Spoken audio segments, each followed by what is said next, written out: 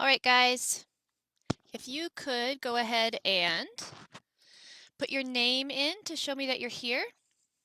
If you can just please write your name and location, because then I can see where people are coming from. And I'm switching over to my other window just to make sure. Some people are having issues finding it. I am just telling them it's live on my Facebook page, so come on over.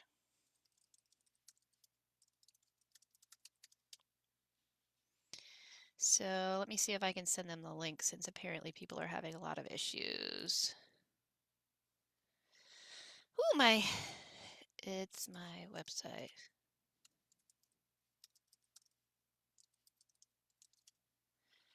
It can't seem to find anything.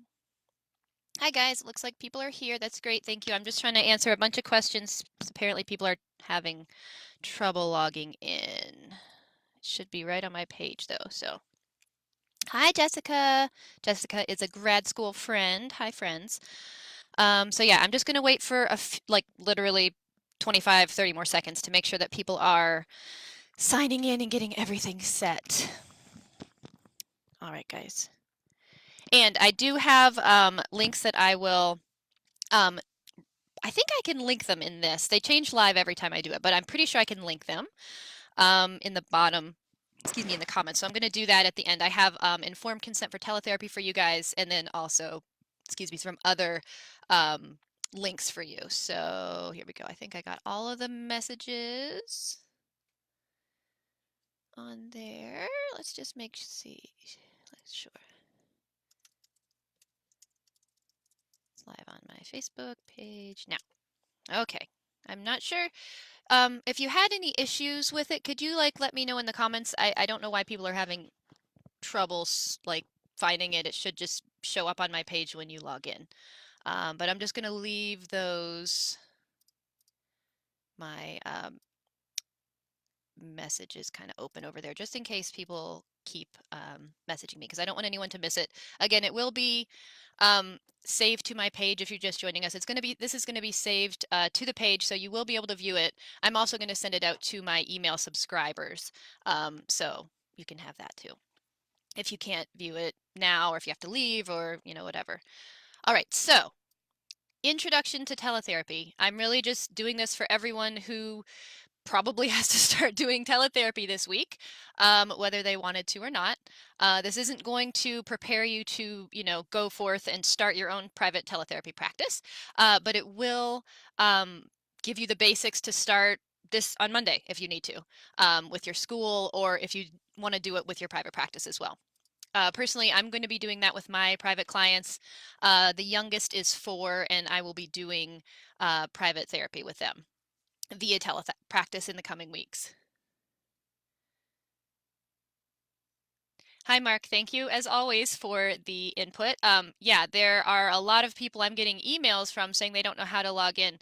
Again, you just come to my Facebook page. I'm not really sure what's going on with that or why it's hard.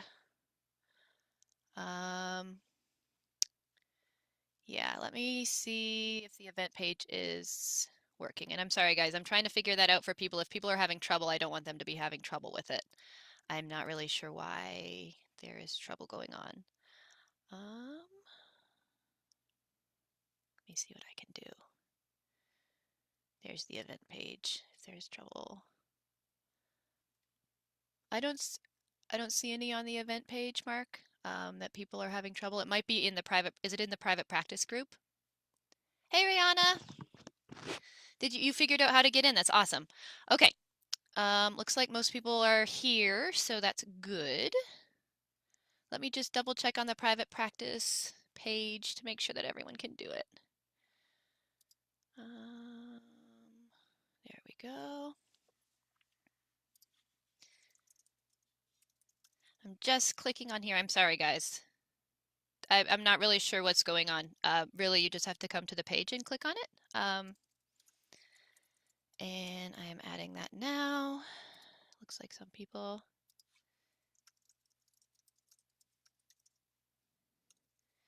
are still having trouble.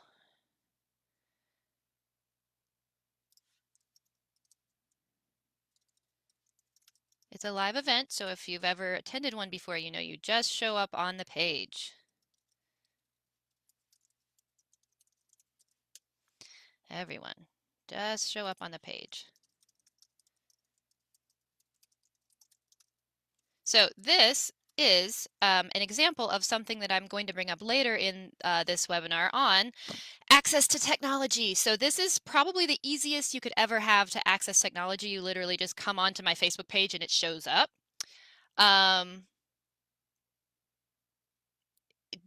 People are going to always have trouble. That's something I post about in my teletherapy post. You have to make sure that you give everyone very step-by-step instructions because people don't know what to do. I literally said, you know, come to my page, and I'm still getting like 50 requests like, how do I come to your page? What does that mean? So it just says, that goes to show how hard it is for some people who may not have access to technology or be used to accessing technology. You have to think about that when you're choosing a teletherapy platform, because sometimes the fact that they might even have to log in or create an account will bar them from doing teletherapy. They just can't figure it out. All right, Svetlana, is there a way you can do a post, or if someone's on the page, can they please figure out how to tell people to get there? Yeah, I think it looks like people are looking at for a link, and it's not. It's just a live post. So if anyone is over on the event page or in the private practice group, can they just post, come to my page? It should have been just under there, so I'm not really sure. Anyway, Cindy, you're welcome for doing this. I'm really happy to do this for you guys because a little bit about me, just to start. I've been doing teletherapy for about 3 years. I started it for my own private practice. I've seen clients with a large teletherapy contract company as well. And again, I've been doing this for 3 years and I'm still learning about it. So I know how overwhelming it must be to hear, hey, you guys need to do teletherapy with your kids for the next 4 to 6 weeks or however long it is. So I want to make that as painless as possible for you. So let me just pull up the information I have for you. I have a whole outline all set for everyone, and I also have links. If you didn't hear me at the beginning, I have a link to an informed consent for teletherapy that I will link on the page when we're all done. Okay, before I get into specifics, we're going to have a Q&A at the end. You can use the comments. I cannot answer specific questions about insurance plans. So I get a lot of questions via email, via DMs and stuff. Hey, does BCBS of Illinois cover teletherapy? Hey, does Aetna cover teletherapy? I'm in Massachusetts. I have no way of knowing that unless I'm a provider with them and can look at the provider manual. So that's all going to be very specific to the insurance plan you're covered with. So people, if you're in the schools and you're saying insurance plans, I don't need insurance plans. You're right, you don't. I'm doing this webinar for both SLPs who are in the schools, and then also if you're doing, you know, private therapy and you're like, oh, now I need to do teletherapy because of coronavirus. So I'm going to be mentioning both things. But again, I can't answer specific insurance plan coverage. And again, Medicare is federal, and SLPs are usually not covered under that, so Medicare is not. Medicaid, which a lot of our private clients get and students are covered by, sometimes covers private teletherapy, sometimes does not. So you have to look that up by state. I will be listing the link. ASHA has a page that lists the teletherapy information by state. They also have a map which shows, the information by state, which is really helpful. So again, I'll be looking at some of these posts, making sure I'm following along on the live thing. Yep, Facebook page. Yep, thanks, Riva. Just go to the Facebook page. Thank you, Sarah, for posting in the comments how to get here. Again, I figured it would just show up, so I can only see my presentation view. All right, thank you for the helpful link, Svetlana. Thank you for telling me that. Viv, I'm sorry that it keeps freezing. Mine is a hardwired link, but we are currently having a snowstorm, so it might be doing something like that. All right. Hi, Mia. Good to see you. All right, Viv, I'm sorry that it's freezing. It's not freezing on my end, so I'm not sure what's going on. All right, so we went over regulations by state. We're going to start with those. So state licensure, whether you're in private practice or in schools, to do teletherapy, you have to have a license in the state you're in. All of us, that should be fine for all of us because we already have licensure. We're already seeing people in the state we're in. You also have to have a licensure that the state the client's in. So, we're doing that. Again, if you're just seeing clients that you normally would see in school, that's no problem. They're already in the same state as you because you see them in the school. Some states also require that you have a teaching certificate to see the students in a school. That's different for private therapy. You don't need to do that. But if you're seeing students in a school as a speech pathologist, you would need to have that teaching cert if the state requires it. Like in Pennsylvania, we have an educational certification that you have to get. But again, if you're already working in a school, you already have your certification. You do not need an additional certification for teletherapy unless your state requires it. There are a few states that do require it. I know Massachusetts is one of those. All right, I'm going to check the comments every once in a while. Make sure. Hi, Teresa. Great to see you. Oh, you're welcome, Maggie. It's great to see you too. Okay, so again, I'll list the ASHA telepractice requirements by state in the comments. There are a few states that require in-person evaluations. So if you have any evals coming up, re-evals or evals coming up, two states that I know of, at least according to ASHA, that require in-person evaluations are Kentucky and Montana. So if you're in either of those states, those evaluations need to be conducted in person.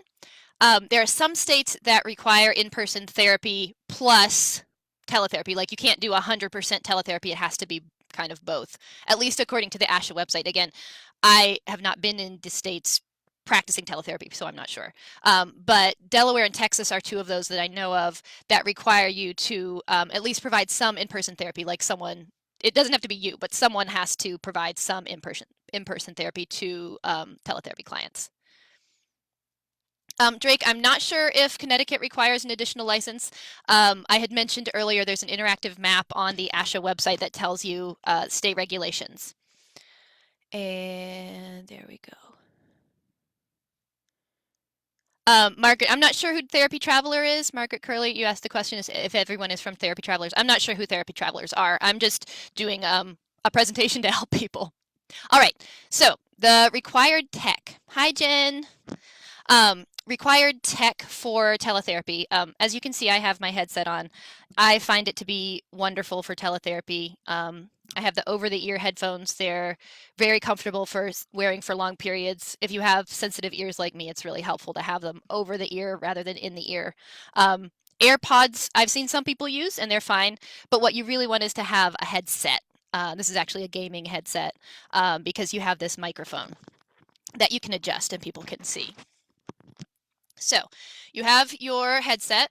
Obviously, you also have to have a computer. You do not want to have a Chromebook for this. Chromebooks do not have some of the functionality with a lot of the platforms. I know our students often have Chromebooks if your school has like a one-to-one device thing.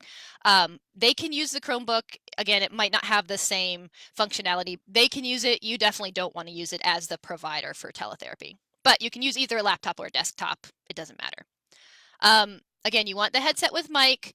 It's not 100. If you can't go get one by like Monday and you need it, it's not like critical. But I find it very helpful. It drowns out the background noise. It makes it easier to hear. You can turn it up and down.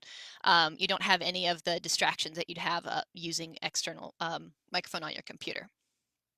Again, you want a webcam. Almost every computer nowadays has that. You don't need to worry about getting an external one. You can if you'd like, if the one that you have doesn't have good enough resolution, but you don't have to. All right. One thing that I am kind of a stickler for is a hardwired internet connection. I know some people are like, oh, I'll just use Wi-Fi, and that's fine if you have to. But if at all possible, it's helpful to have a hardwired connection. Again, I'm just looking, try to look at the comments every few minutes to see.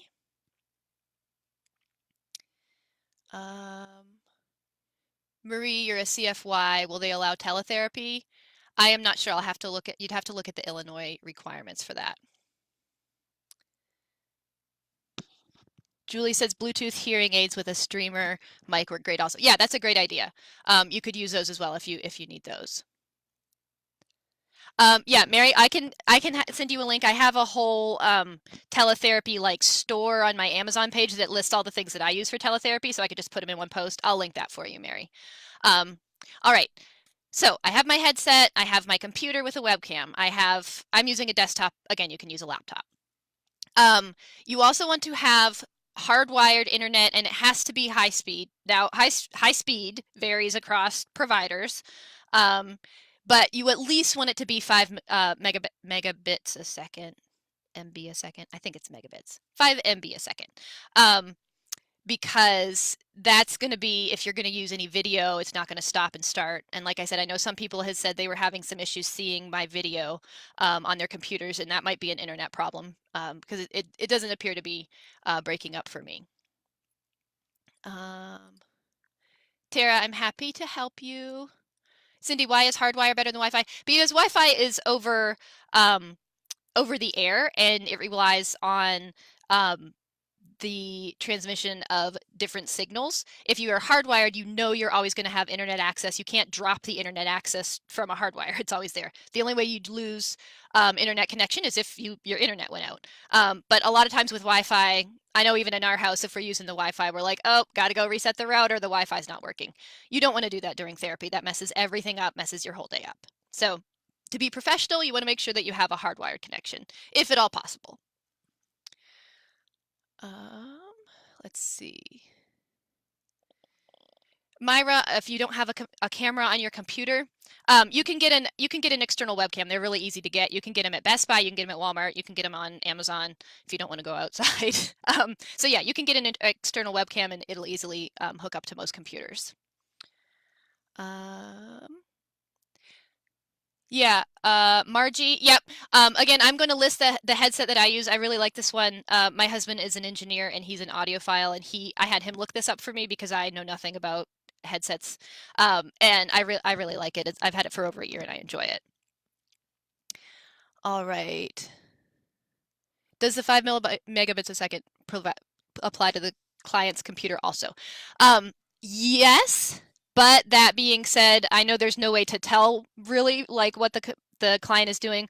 A lot of clients won't know how to do a speed test. So you just want to make sure you're really only in control of what you can provide. So if you can do a speed test on your computer, you can check that out. You can tell the parents or the clients, hey, it'd be good if your computer is this fast. And that's a good way to decide if someone is ready for teletherapy, if they know how to look that up. But you can't be in charge of what their computer is like.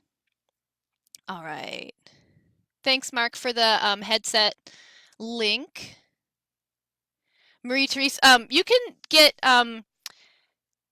hardwire through like I have a Mac and it doesn't have a hardwire link. You can get like the little dongles that Apple has or your computer has that allow you to connect to the internet through whatever port you're using. I don't know what all the port names are. My husband does. Oh, Kimberly, you're welcome for doing this. All right. Could an iPad be good enough as an interim solution? Yeah, it can. And I do mention this because a lot of your clients are going to be using iPads whether you tell them to or not. Some of them will even use their phones, which again, as long as you can see them. But a phone, I mean, the phone screen look like small. You can't see things. It's really hard for them to hold it the right way. You're like looking at them like this the whole time. It's like when my 3-year-old tries to FaceTime her grandma. So iPads, they're fine. But you don't want to use them long term. If you're going to be doing this for, a month, I would use your computer. All right. Shirley, I'll answer the questions about teletherapy platforms in a minute. I have that coming up. Yep, Margie. Yep, I'm going to be talking about platforms. Don't worry. Is hardwire Ethernet? Yes, as long as you are connected to the internet with a cord and not with the air, the Wi-Fi, then you can do that. All right, so we've gone over the provider, what you need to have, and the student, what they need to have. A lot of people will tell you to get a headset, that the student needs a headset, and for some students that will work. For others, I found that it gets in the way, and trying to figure out how to use a headset is hard for them. for some platforms, if you unplug a headset, even accidentally, and kids, with the wires, things unplug, to plug it back in, you have to go back into the settings and reset that the headphones are the audio source and the input and output. So that confuses everything. And I mean, I've had to end sessions because the kid couldn't figure out how to get the sound back on after they undid their headset. So a headset can be helpful, but as long as they're close enough to their computer and you can see their face clearly, they don't have to have a headset. But, if they're an older client and you're just working on, social skills, you can do that. Also with headsets, if you have a group, that can be really confusing because most computers don't have two headset ports, two headset jacks. So you'd have to get a splitter, and then that would further complicate the audio, making sure that the splitter's in correctly and nothing's fallen out and everything's, working. So again, you can ask students to provide a headset if they need it, but most of them are not going to be able to have those, and that's okay. You also need a support person. For any kid, I would say under 5th grade or so, or really any kid that has behavioral issues, or, at school if they have a para, then they're probably going to need a support person for teletherapy, sitting next to them, facilitating their interaction in the computer. So you have to have that for them as well. All right, I'm just looking at comments, so I make sure I, Shira, I'm going to go talking about apps in the future. Margaret, you're welcome. Yep, okay, so I think I've answered everything. All right, we've talked about the tech required for you and the student. Now we're going to talk about how to figure out if a kid is a good fit for telepractice, because again, I know in the schools, I spent most of my career in the schools before private practice, you don't get a choice in your caseload. They give you the kids and you have to see them however you can see them. But sometimes it just does not work to see a client via telepractice, and I'll give you the information on how to choose that. Yes, Svetlana, I'm going to be coming up with some stuff and I'll be sending out links. I know other people have come up with links on how to explain this to parents. And again, I'll be talking about that at the end too. Riva, I'll be talking about, again, early intervention after I talk about this, how clients are a good fit. So you can see if the clients in early intervention even are a good fit. So first, you kind of have to say, hey, are they even physically able to see and hear you on the computer? I mean, if they have a visual or a hearing impairment and they're not able to connect to the computer, if they have hearing aids that they can't figure out the correct settings to get that to work, that might be an issue for you. So you have to say, I mean, can they even physically see and hear you on the computer? Can they operate the mouse and the keyboard? Again, if you have a 3 and 4-year-old, they probably don't need to do that. Their support person can do that for you. But are they able to, figure out that they need to sit facing it? And if they need to, can they move the mouse around? Or if you have an interactive game or something, can they do that? Can they not? Or can their support person do that?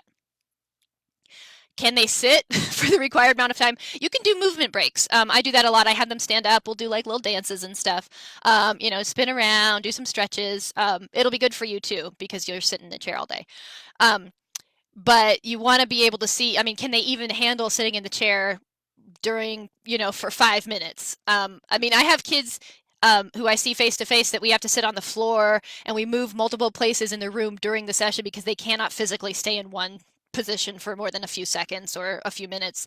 And those kids would probably not be a good fit for teletherapy because they need to stay in this small screen space facing you. And unlike in person, you can't turn their chair. You can't, I've put kids kind of in the corner and kind of block them with my body to keep them from going away or to keep their attention. And you can explain to the support person how to do that, but you're going to have to kind of figure out how to do that with those kids that have those behaviors.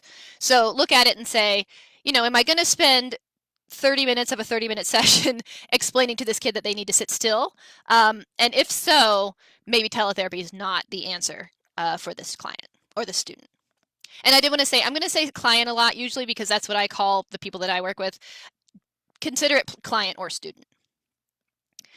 All right. We talked about attention span.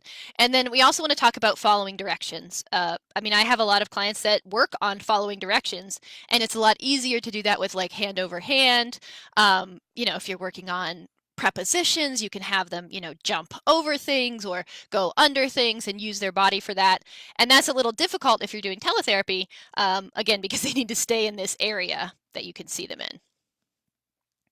Again, they'll have a support person, but you need to be able to check if they're going to be doing that. All right.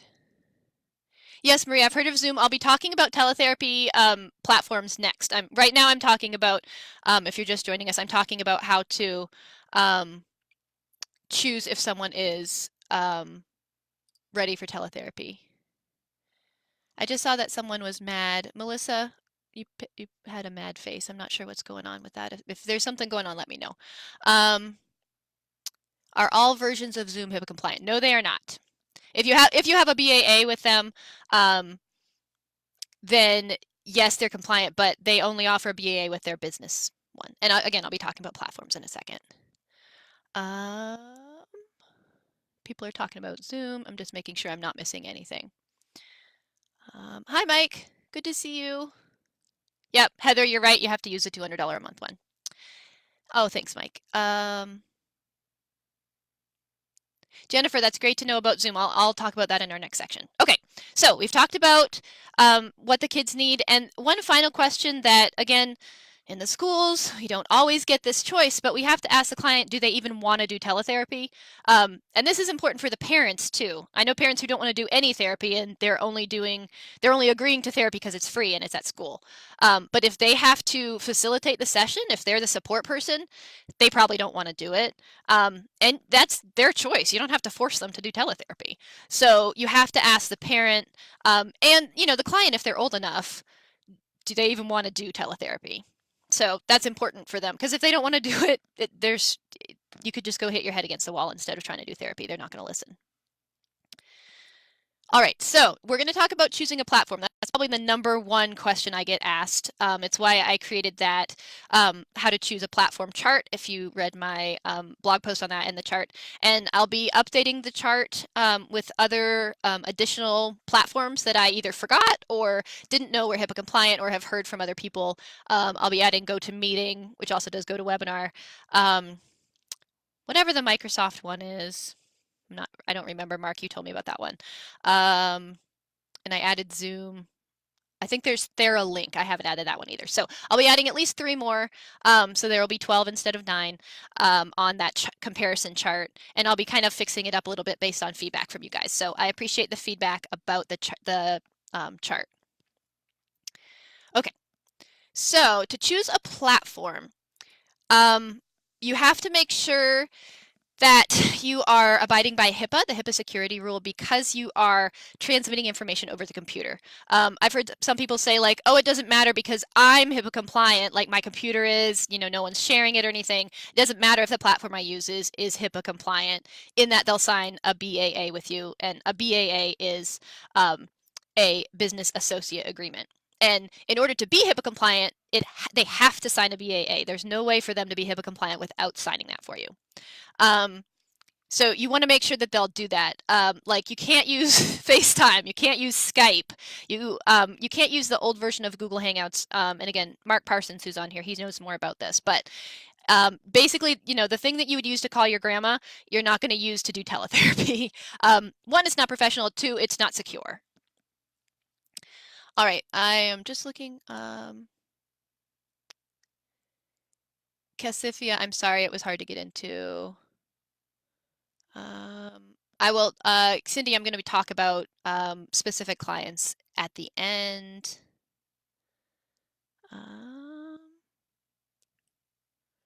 Someone put a mad face, yeah. Yep, thanks, Candace. Yeah, business associate agreement is BAA. Hi, Emily. Okay. Yep, Kara, I'm going to talk about Doxy in just a second. So, like I said, I'm not going to be talking about FaceTime, Skype, any of those, because don't even think about those to do teletherapy. They're not professional. They're not secure. I will be talking about the difference between platforms. There are some that are just meant for business. They're not specifically for speech therapy, and some that were intended for speech therapy. So the features are a little bit different. So Kara, you apparently read my mind because the first one I want to talk about for business is called Doxy.me. And it is, I think it's a great platform. It's one of the very first ones I tried when I was looking for a platform for myself, for my own business. Um, I believe it's $30 a month for the provider plan. I can pull up my chart that I myself made. I get a little confused between some of these sometimes. So let me just pull up my own chart so that I can reference my own self and make sure I have all the information. Did a PDF. Okay. So Doxy.me is one that's intended for business, but it actually is, you can use it for therapy. Yep, there's a free version, but it doesn't have all the like interactivity and stuff. It doesn't require a software download, which is really nice. People can just sign up and go right in. It has like a waiting room. You can personalize your waiting room. They allow you to make like badges for your website if you have a website and want to do that. Or, you know, if you're a speech therapist in the schools, you could just like send that kind of badge in an email, and that kind of makes it better for some parents to be able to know what to click on links and stuff. And they don't, the reason I don't use them anymore is that they don't have features for annotation or interactivity, which is when you can like draw on, you know, an interactive or on a PDF or, you know, whatever you have that's there. And I like to do that with clients, like if I circle things or we draw a smiley face or I X things out, I like to use that. Okay. All right. So Doxy.me is the first one. There's also GoToMeeting, which is for businesses as well. It's not specifically for SLPs. That it's a good one. It does allow the interactivity, and they have what's called a whiteboard, so you can have like, you know, a blank screen that looks like a whiteboard, and you can, you know, draw on it with your mouse, however you'd want to. You can type on it. I need to add that to my Telepractice chart, so I don't have a ton of information on that right now, but that is an option, and they will they are HIPAA compliant on all their levels. So another one that's not specifically for SLPs is SimplePractice if you're using it as your EMR. School SLPs, you can just like tune out for 5 seconds while I talk about this, since you don't have to use an EMR. But SimplePractice is the EMR that I use, and they also have a teletherapy platform that is included in your account, and you can get it for an additional $10 a month, which is really great. It's, you know, unlimited people. You don't have to pay $10 for each client or whatever.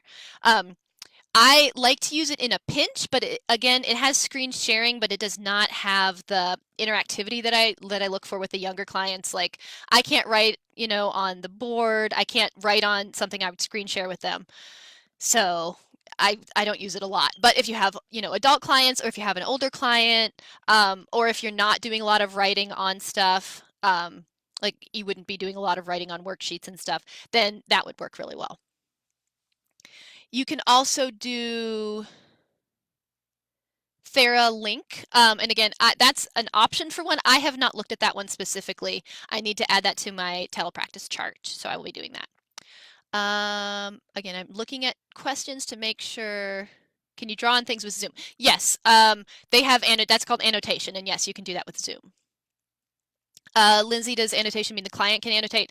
It depends on the platform. Some allow you to give control to the client and allow them to annotate. Some do not. Sometimes it's just for the presenter. So you have to look at the platform and see if it does allow that. Excuse me, Emily. After Doxy, I did GoToMeeting, but I didn't have a lot of information for that one, so I need to look up that one. I'm just giving you guys options. Okay. All right, thank you. Yep, here's Mark with the information on Zoom. So Zoom is removing the 40-minute time limit for calls with 3 or more attendees on their free plan for students and teachers, but that's not the HIPAA compliant users.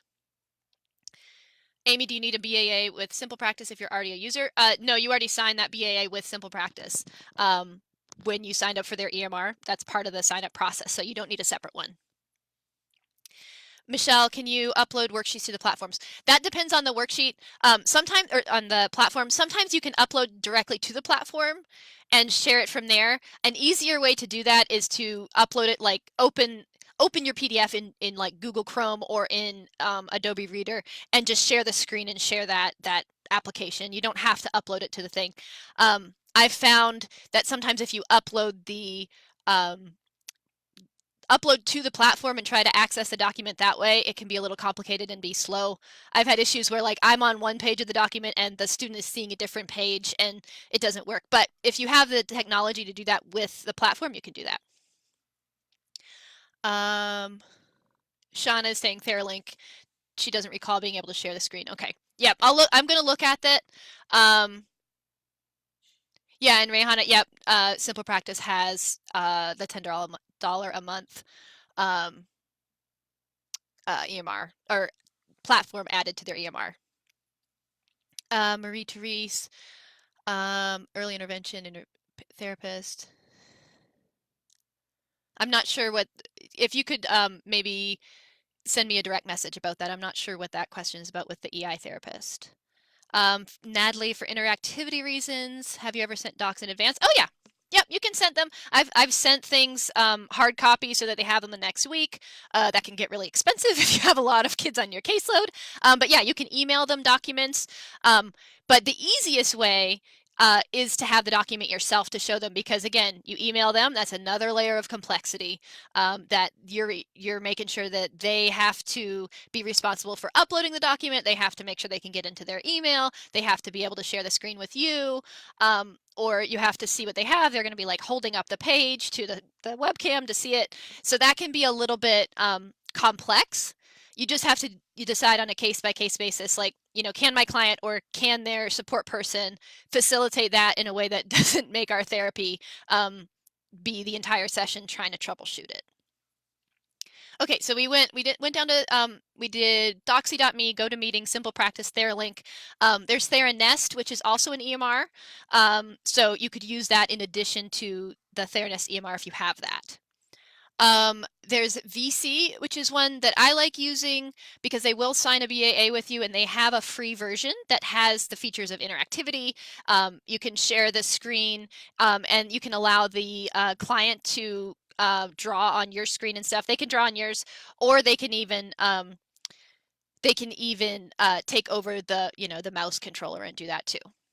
So I like using VC. It's free for under 10 clients a month. So unfortunately, unless you're at an awesome school, I don't think anyone's caseload is that small. But it's a pretty good option if you have a really small caseload or you're seeing like part-time. All right. Just make sure.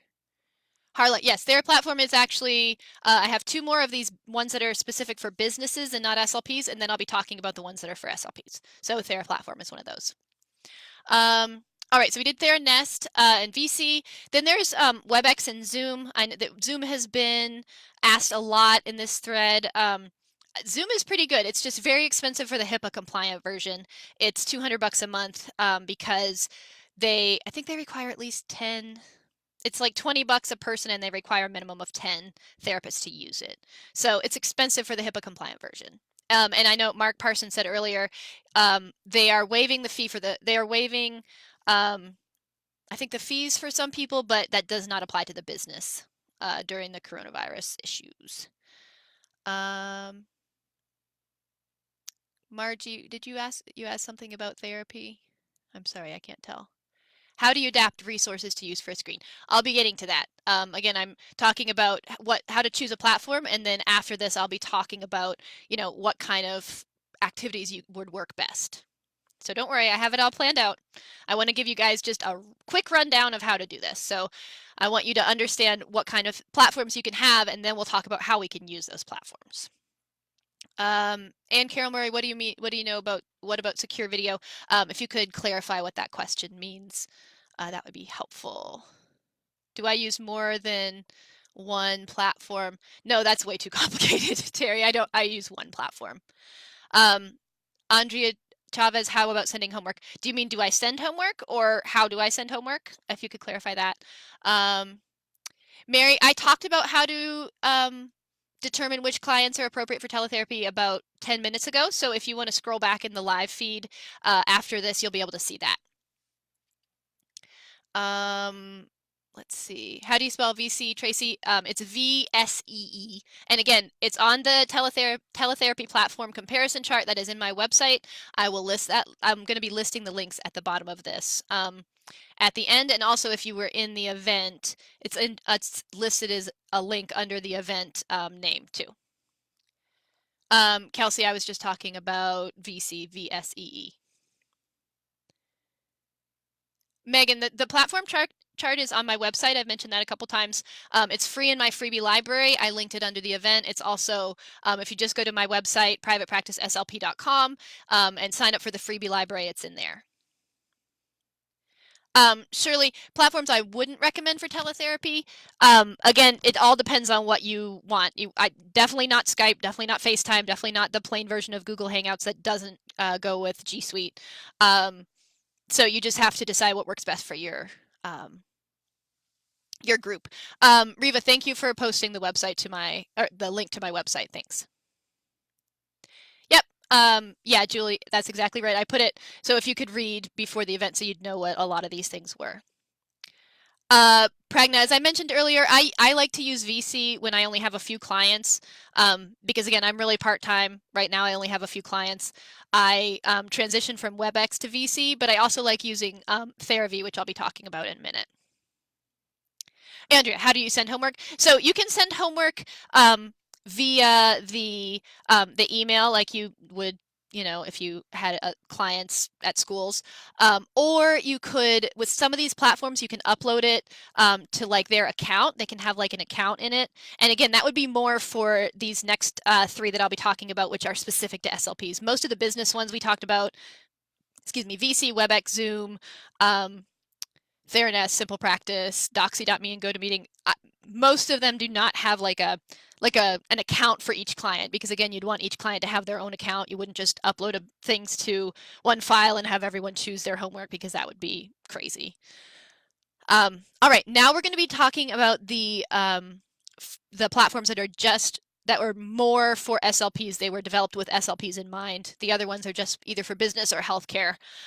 So we have TheraPlatform, which is one that people have mentioned.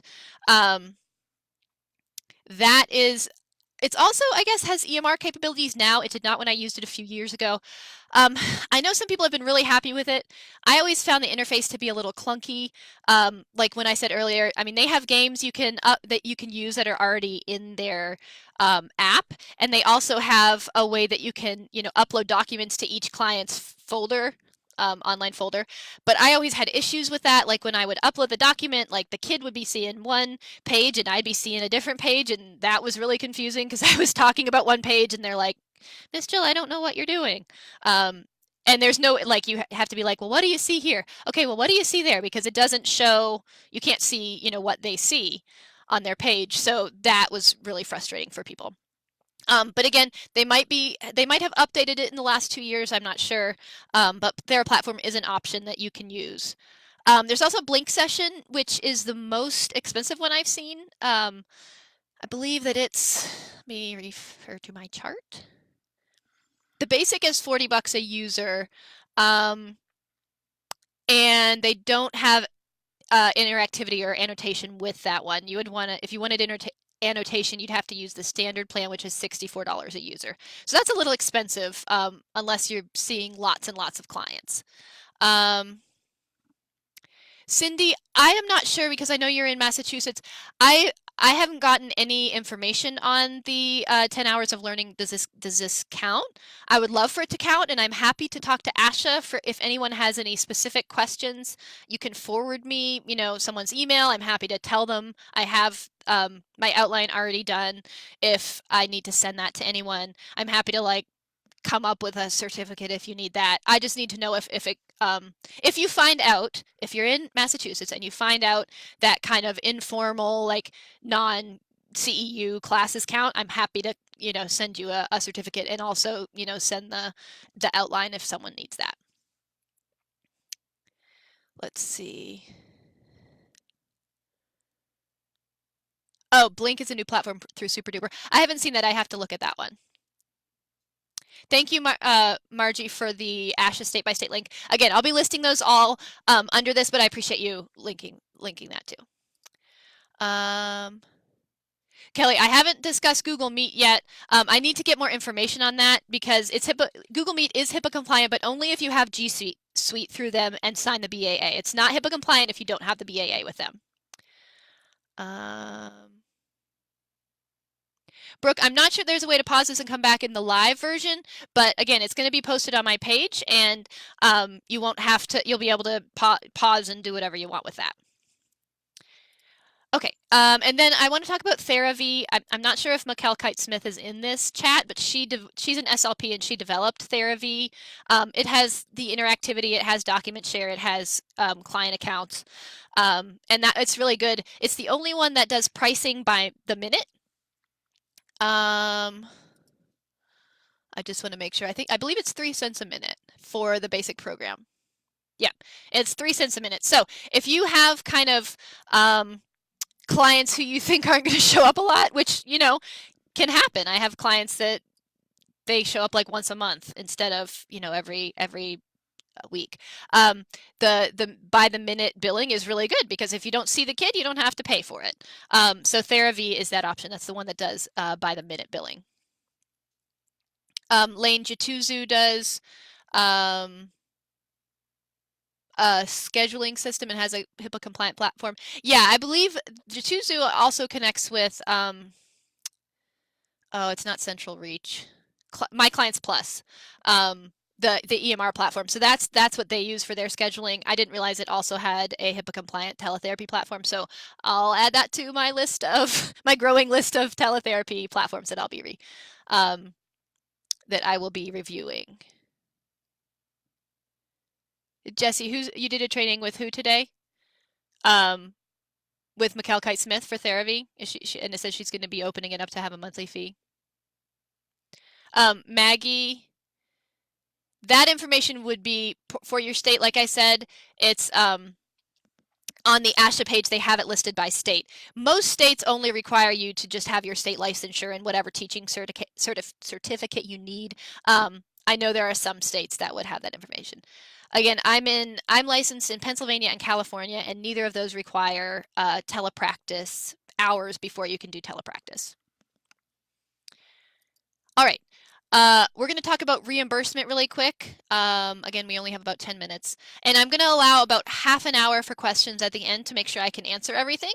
And then I'm also going to see at the end, I just came up with, you know, doing this kind of just to help, you know, people who are having to start with teletherapy without, you know, wanting to because of coronavirus. So it's not linked to anything you have to pay for. I don't have like a paid thing I'm making you do. I didn't like sign you up to receive any of my paid, you know, anything for this. But I did want to see if there was any interest. I'm happy to do a more in-depth course on teletherapy. And I'll post a link to a page where you can, you know, just sign up if you're interested.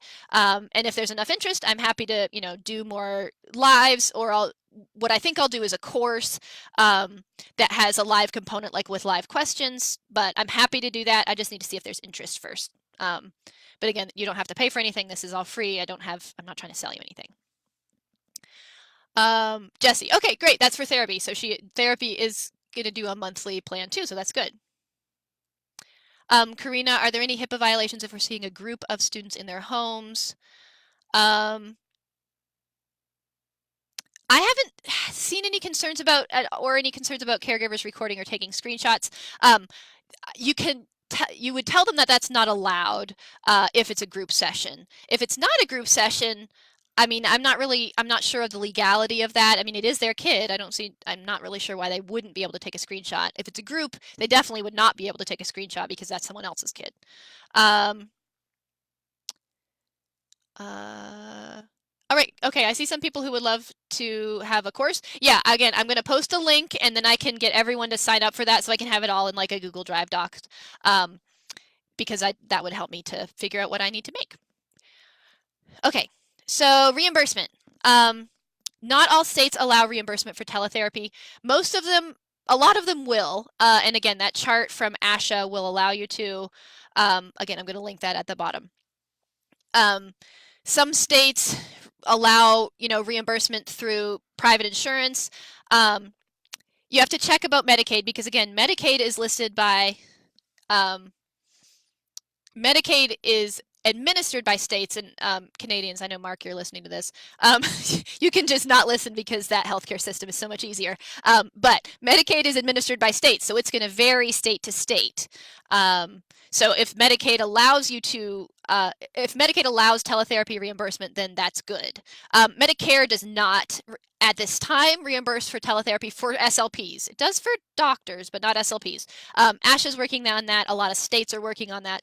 And I'm thinking with this coronavirus thing, a lot of states are going to kind of push that through for Medicare, which is for the people, 65 and older. So if you work with a lot of adults, that would be something. But currently, you cannot be reimbursed by Medicare for teletherapy. You can for Medicaid. So if you are in the schools and you guys bill Medicaid, you would definitely want to check that. If that your state allowed teletherapy billing, like not in person. I know some states do require it to be in person. Okay, and I linked. I will link. I have a informed consent that I modified from Simple Practice, which is my EMR. They have an informed consent that they allow you to modify. So I did that. And I'll share that with you at the bottom so you can just modify it to your little heart's content. If you have to do it for your private clients, if you want to do it for your students, because you do have to get informed consent from all of your students or clients who you would be seeing. Whether you're in private practice or the schools, they just have, it basically says, yes, I understand that I'm going to be receiving services over the internet. Yes, I understand that there are some limitations to that. Yes, I'm okay with it. So I'll, again, be linking that. It'll be a PDF after this. So let's see. Barbara, you said in Maryland it doesn't look like pediatric medical assistants will pay for telehealth yet. Yeah, again, that's some things that happen. I'm keeping my ear to the ground and listening, with ASHA and stuff, because they're working really hard to get that through to get Medicaid to pay for telehealth, and especially with people being quarantined, I think that things might actually work. Yes, Amy, thank you for reminding me. Is there a modifier? So this is under the reimbursement. Is there a modifier that is used for telehealth? Yes. When you bill for telehealth for private practice, you would use the 92507 code usually, if that's just general therapy. The modifier is 95, so it'd be like 92507, and in the box next to that you'd put 95, and then the place of service code up at the top is 02. And again, this is all in my how to add telepractice to your private practice blog post that I linked in the event. Again, it's free. It shows you how to bill for it. You don't have to do anything else, guys. There's no other special billing or special codes you have to do for telehealth. You just have to add that modifier and change the place of service code to 02, which is telehealth. All right, Candace Mullendor says the COVID-19 package that will go before the Senate for vote next week includes mandatory coverage of teletherapy by CMS, which is Center for Medicare and Medicaid Services. Woo, woo, that's awesome. So as she's saying, yeah, CMS, it means other insurers will follow their guidelines. That's great. So if that might be something good that's coming out of this quarantine, is people are going to see the usefulness and how efficient and effective teletherapy is, and we might get some, work in Congress done.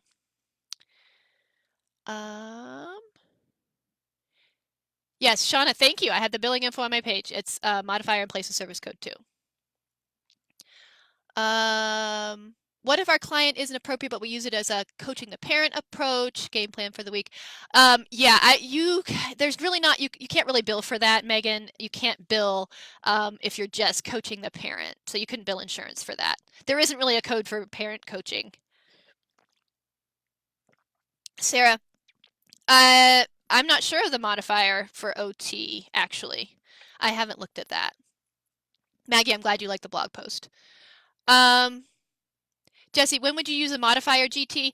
That's on the ASHA page. So sometimes Medicare used to require the GT modifier, and some insurances might still require it, but most are requiring the 9.5 modifier. I believe GT has been kind of phased out.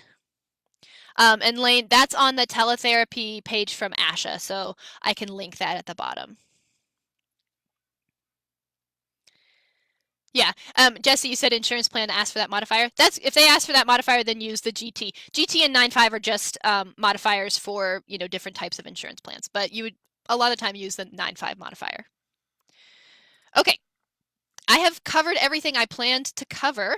What other questions do you guys have for me? I'm going to start listing the links on under this so that you guys can access what you need to access. I do have a really good link from Mark Parsons. I think he's still in here.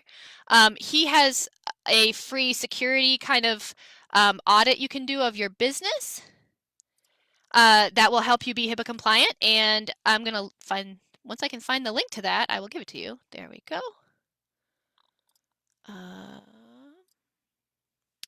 And I will send that to you. I'm also going to link the ASHA links that I mentioned as well. Let me just find it. I have about 50 documents hanging out up here.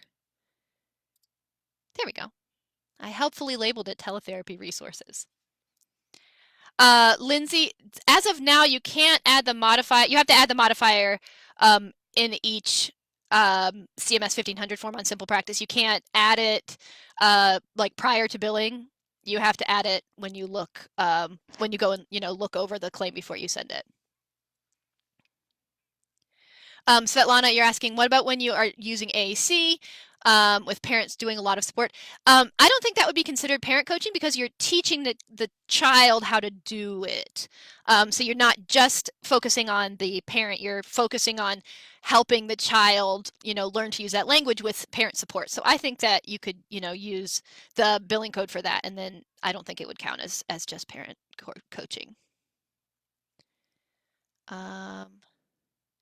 Yeah, talk a little bit about conducting a session in teletherapy.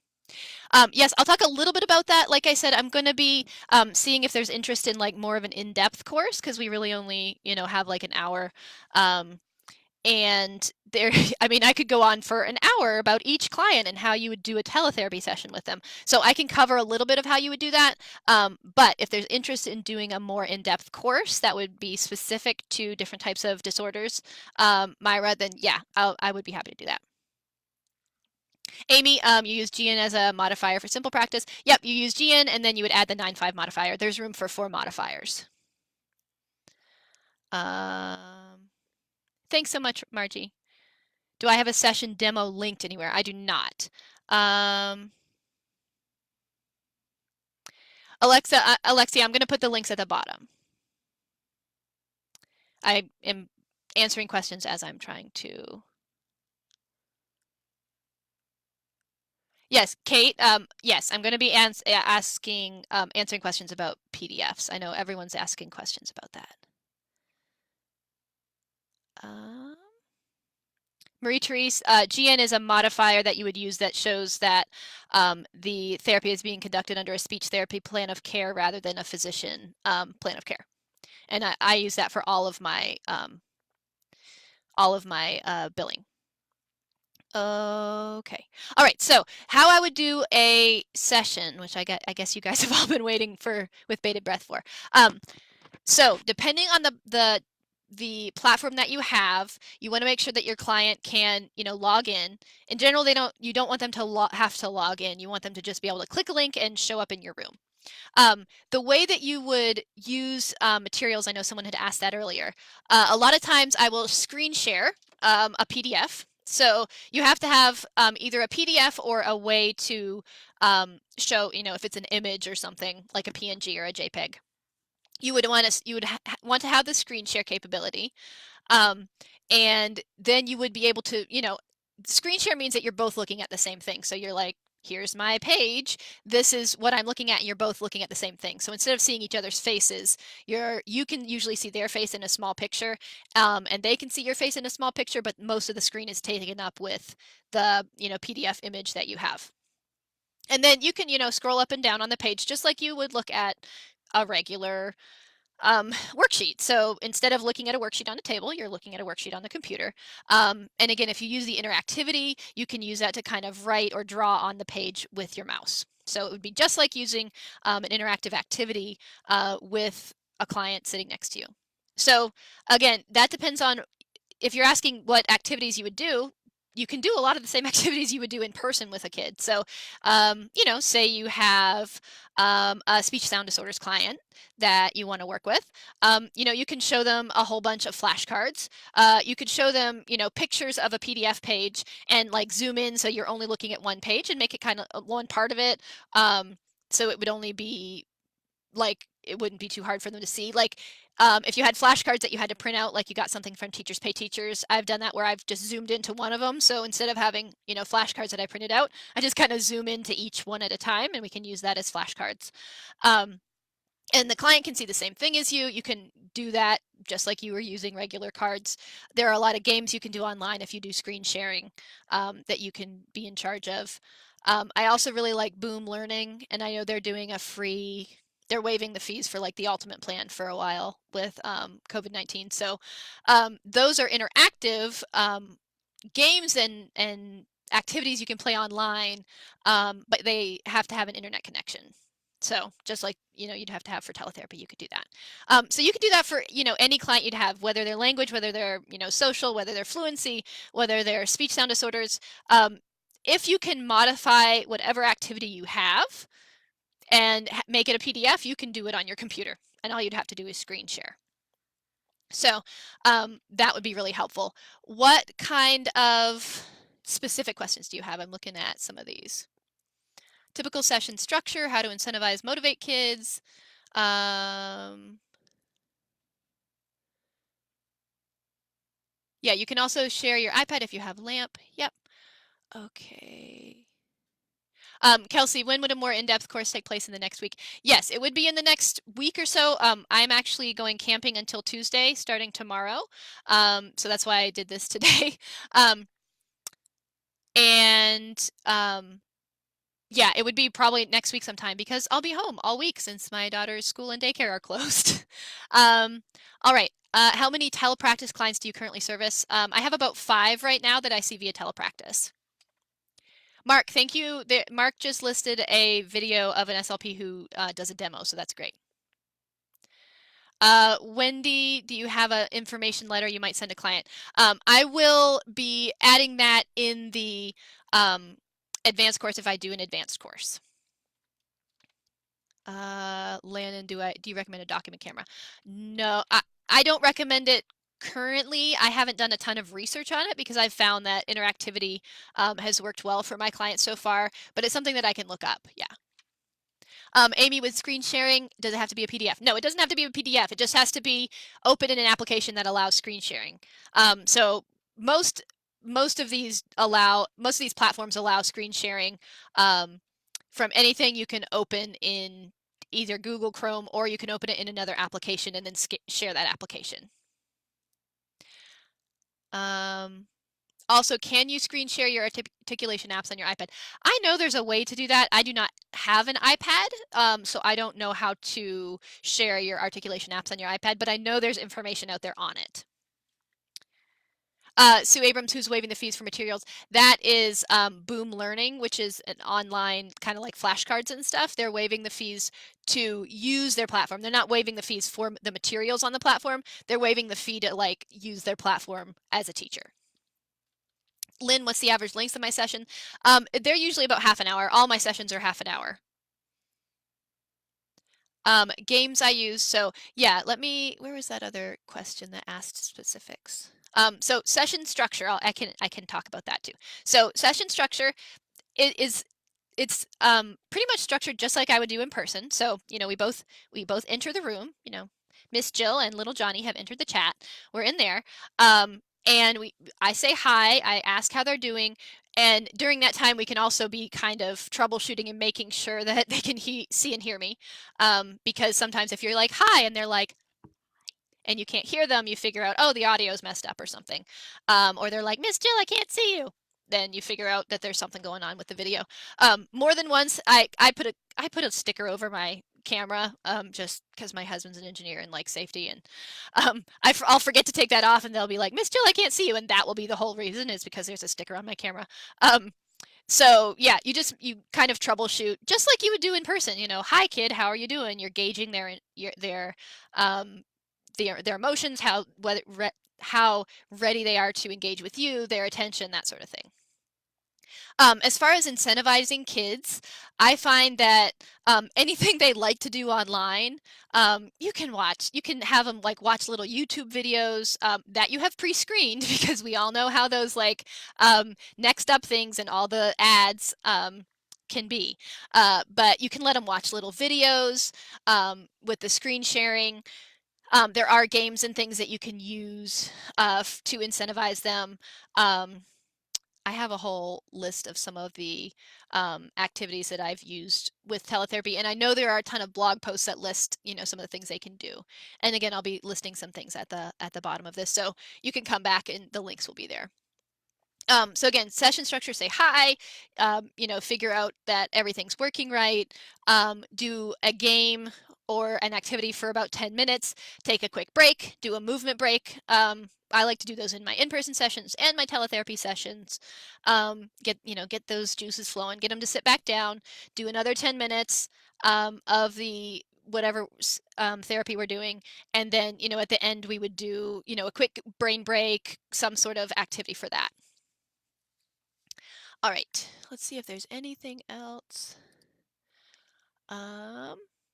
Mark says, yep, your Zoom allows you to screen share the iPad screen. Yeah, that it's the only platform I'm aware of that does this. Yeah, I'm not sure of any other that allow you to do that. Marie, are you planning to increase the number of telehealth clients due to the quarantine? Yes, I'm switching all of my clients over to telehealth, but that's only because I see clients in their homes and also in their daycares, and I'm not going into any daycares right now. Those are like petri dishes. Eileen, I talked about this at the beginning. No, it's not necessary to use a headset, but I like this headset a lot. And I will link you guys a link. I will link you guys exactly what kind of headset this is. So here are the links that you guys are wanting. Here is the ASHA link by state. So each state is going to list the teletherapy. So that's a comment right there. Here's the Telepractice page on ASHA, which I'm surprised is still up because I am sure it has had like hundreds of thousands of people looking for it in the last couple of days. Here is the sign up to Mark's security steps. And Mark, if you have an additional or a different link you'd like to know, just let me know or just put it in the comments. Let me link my therapy,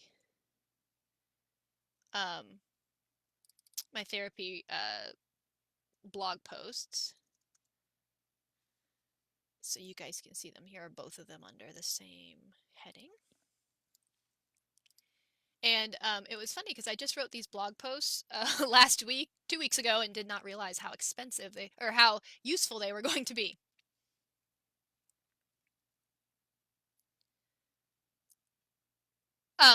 Yes, reimbursement. Thank you for bringing that up. Do you charge the same for teletherapy versus in person? Yes, it's the same therapy.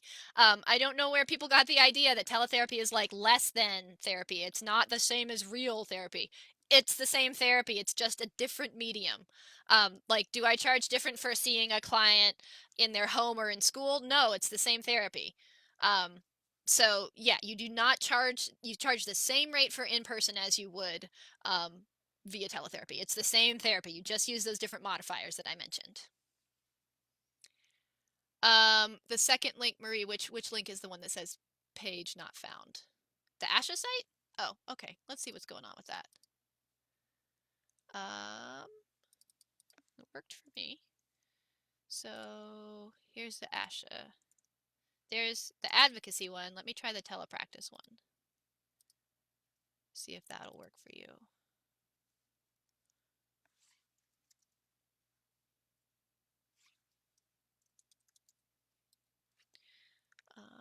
Here's the overview for telepractice. Let's see if it still works. It's loading for me, so if I click on it, that's so weird. I have it open in one page. It might be the technical difficulties. Like it's open in one of my tabs, but then when I click on it in this link, it's not working.